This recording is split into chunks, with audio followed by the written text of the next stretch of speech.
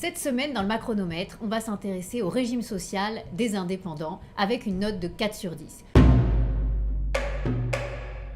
Je supprimerai le RSI. Je veux que les entrepreneurs indépendants payent moins de charges. Je veux qu'ils soient mieux couverts contre les risques de la vie.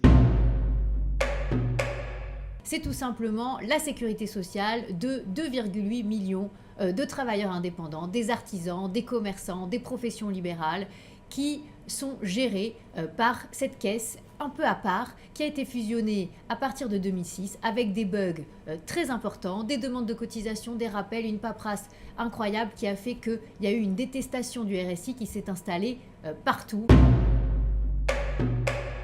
Tout simplement, une réponse politique, le supprimer et adosser les indépendants au régime général, c'est-à-dire au régime des travailleurs salariés. Mais le problème est le suivant, c'est que déjà nos indépendants paient énormément de cotisations par rapport à leurs homologues européens, on est à plus de 42%, et ils vont se retrouver dans la situation où il y a un risque qu'on augmente leur taux de cotisation pour être au niveau des salariés dans les prochaines années. Tout simplement s'inspirer de ce que font les pays qui nous entourent.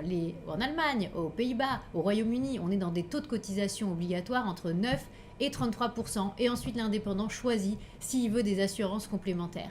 Eh bien, c'est ce vers quoi il va falloir aller dans les prochaines années, parce que vous voyez bien qu'avec nos 42% de taux de cotisation, on est très divergent des indépendants des autres pays. C'est permettre d'avoir du choix, de ne pas avoir toutes les assurances à payer et finalement que chaque indépendant puisse décider selon ses propres besoins.